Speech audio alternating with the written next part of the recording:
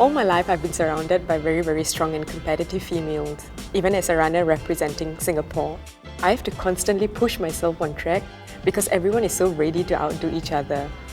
So at age 13, I broke a 34-year-old record. It's an 800-meter distance and it was for under 15 years old. And I think it still remains unbroken today.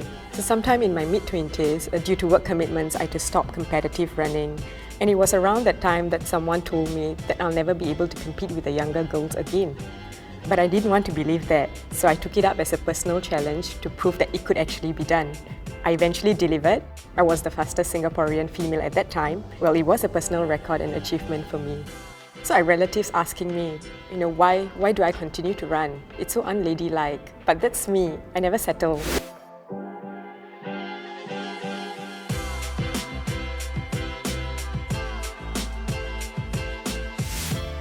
So I had the opportunity to meet MP Polisan for a run, and she comes across as a very strong and determined lady.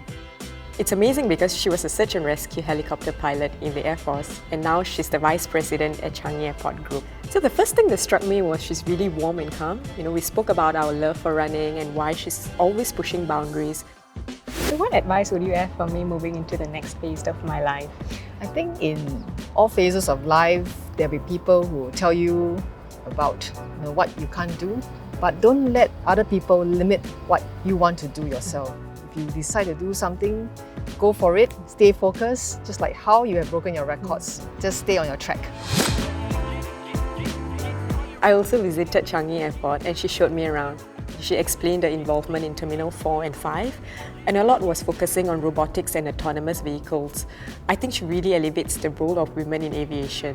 She's also very involved in the community, and her message to me was that there is no limit to what we want to do.